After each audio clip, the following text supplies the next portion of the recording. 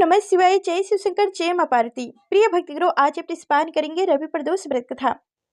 भादो माह के शुक्ल पक्ष का रवि प्रदोष व्रत 15 सितंबर दिन रविवार को रखा जा रहा है।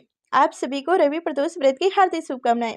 रवि के दिन पड़ने वाले प्रदोष व्रत को रवि प्रदोष व्रत कहते हैं। इस दिन भगवान शिव और माता पार्वती की पूजा की जाती है। मान्यताओं के अनुसार इस व्रत के पुण्य प्रताप से भक्त के समस्त पाप और दोष दूर हो जाते हैं। प्रदोष व्रत के दिन व्रती को प्रदोष काल में भगवान शिव और माता पार्वती की पूजा करनी चाहिए। आज के इस वीडियो में मैं आप सभी के समक्ष रवि प्रदोष व्रत की विधि कथा, इसका महात्म्य भी प्रस्तुत करने जा रही हूँ। आशा है आप सभी को यह वीडियो पसंद आएगा। अगर आपको वीडियो पसंद आए तो उसे लाइक करें, शेयर करें और चैनल को भी सब्सक्राइब करें। रवि प्रदोष व्रत करने के लिए रविवार को होने वाले त्रयोदशी के दिन सूर्योदय से पूर्व उठकर स्नान आदि से निर्वृत्त होकर भगवान शिव की उपासना करनी चाहिए। इस व्रत में आहार नहीं किया जाता है। पूरे दिन का उपवास करने के बाद सूर्यास्त से पहले स्नान करके सफेद वस्त्र धारण करने चाहिए। पूजा स्थल की साफ सफाई करने के बाद पूजा के लिए कुश के आसन का उपयोग करना चाहिए। पूजा की तैयारी करने के बाद उत्तर पूर्व दिशा की ओर मुख करके भगवान शिव की उपासना करनी चाहिए।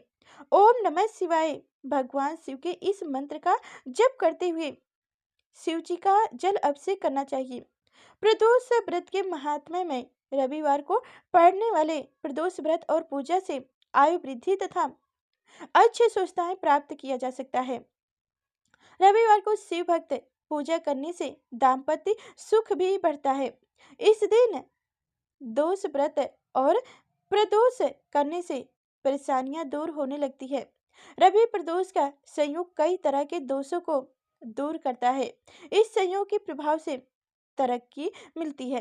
इस व्रत को करने से परिवार हमेशा आरोग्य रहता है, साथ ही समस्त मनोकामनाएं भी पूरी होती है।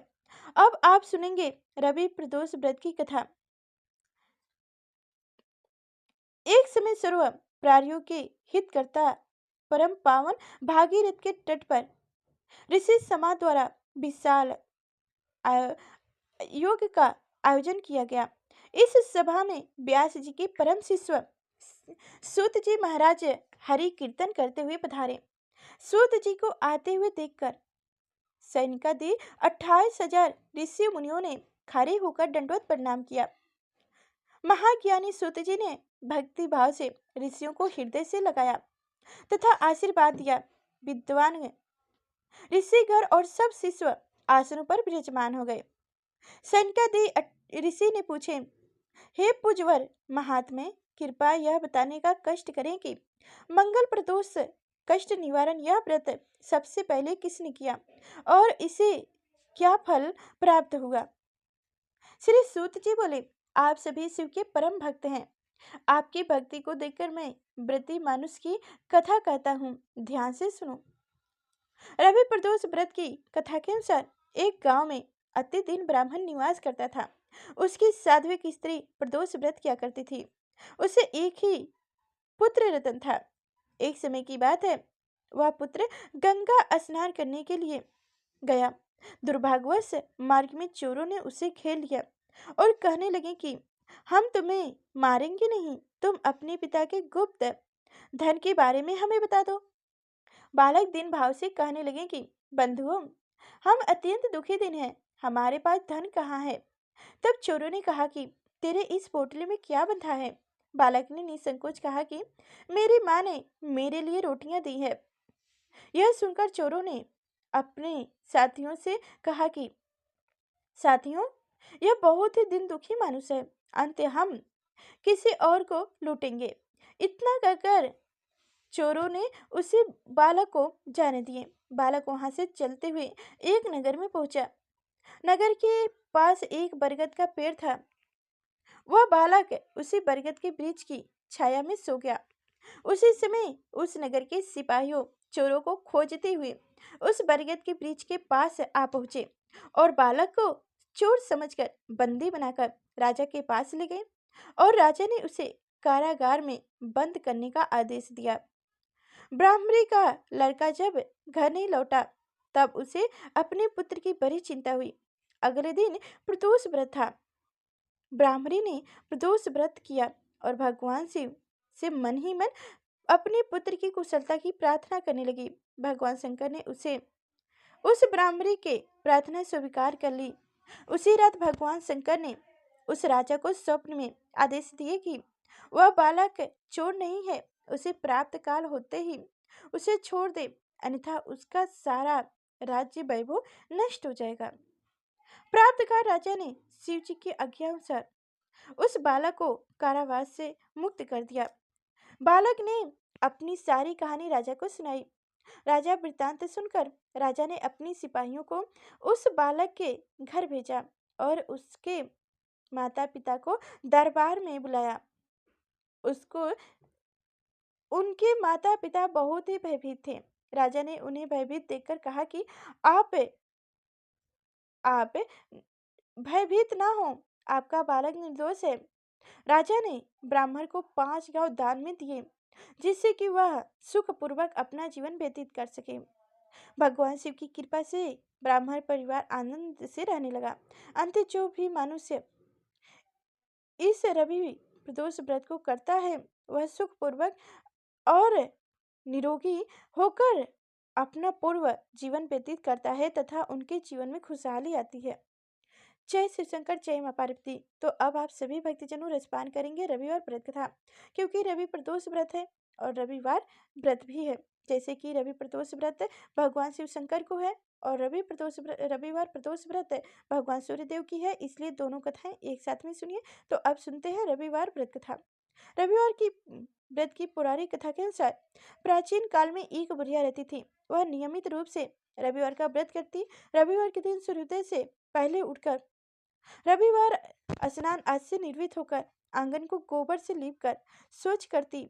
उसके बाद सूर्य भगवान की पूजा करते हुए रविवार का कथा सुनकर सूर्य भगवान का भोग लगाकर दिन में एक समय भोजन करती। सूर्य भगवान की कृपा से बुढ़िया को किसी प्रकार की चिंता एवं कष्ट नहीं था। धीरे धीरे उनका घर धन धान से भर रहा था। उसे बुढ़िया को सुखी होते देख उसकी पड़ोसन उससे चलने लगी। बुढ़िया ने कोई गाय नहीं पा रखी थी। अंत्य वह अपने पड़ोसन के आंगन में बंधी गाय का गोबर लाती थी। पड़ोसन ने कुछ सोच विचार कर अपनी गाय को घर के भीतर बांध दिया। रविवार को गोबर न मिलने से बुढ़िया अपना आंगन नहीं लीप सके। आंगन न लीप पाने के कारण उस बुढ़िया ने सूर्य भगवान को भोग नहीं लगाया और उस दिन स्वयं भी भोजन नहीं किया। सूर्यास्त होने पर बुढ़िया भूखी प्यासी सो गई। प्राप्त काल सूर्योदय से पूर्व उस बुढ़िया की आंखें खुली तो वह अपने घर के आंगन में सुंदर गाय और बछड़े को देखकर हैरान रह गई। गाय को आंगन में बांधकर उसने जल्दी से उसे चारा लाकर खिलाया। पड़ोसन ने उस बुढ़िया के आंगन में बंधी सुंदर गाय और बछड़े को देखकर हैरान रह गई, तो वह उससे और अधिक जलने लगी। तब गाय ने सोने का गोबर किया। गोबर को देखते ही पड़ोसन की आंखें फटी की फटी रह गई।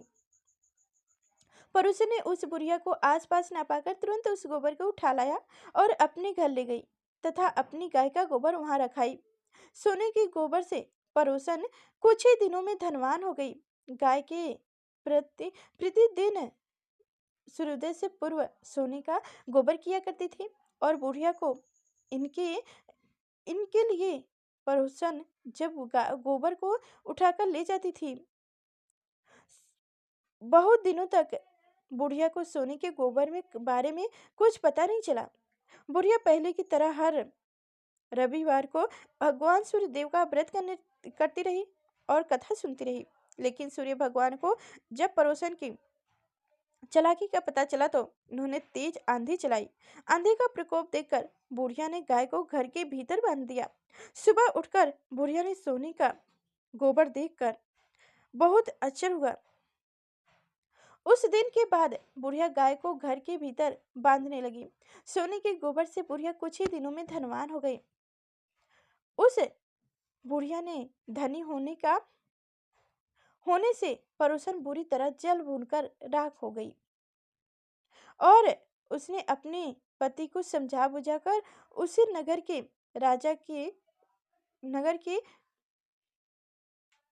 उस नगर के राजा के पास भेज दिया। सुंदर गाय को देखकर राजा बहुत खुश हुआ। सुबह जब राजा ने सोने का गोबर देखा तो उसका आश्चर्य का ठिकाना न रहा। उधर सूर्य भगवान को भूखी प्यासी बुढ़िया को इस तरह प्रार्थना करते हुए उस पर बहुत करुणा आई। उसी रात सूर्य भगवान ने राजा को स्वप्न में कहे, राजन, बुढ़िया की गाय और बच्चा तुरंत लौटा दो, नहीं तो तुम पर विपत्तियों का पहाड़ टूट पड़ेगा, तुम्हारा महल नष्ट हो जाएगा। सूर्य भगवान के स्वप्न से बुरी तरह भयभीत राजा ने प्राप्त उठते ही गाय और बच्चा बुढ़िया को लौटा दिया। राजा ने बहुत सा धन देकर बुढ़िया से अपनी गलती के लिए क्षमा मांगी। राजा ने पड़ोसन और उसके पति को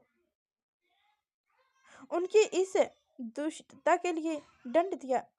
फिर राजा ने पूरे राज्य में घोषणा करवाई कि सभी स्त्री पुरुष रविवार का व्रत किया करें। रविवार का व्रत करने से सभी लोगों के घर धन धान से भर गया। राजतय में चारों ओर से खुशहाली छा गई। स्त्री पुरुष सुखी जीवन यापन करने लगे तथा सभी लोगों के शारीरिक कष्ट दूर हो गए। बोलो शिव शंकर भगवान की जय, माँ पार्वती की जय, सूर्य भगवान की जय। तो आप सभी को हमारी कथाएं कैसी लगी कमेंट बॉक्स में जरूर बताइएगा।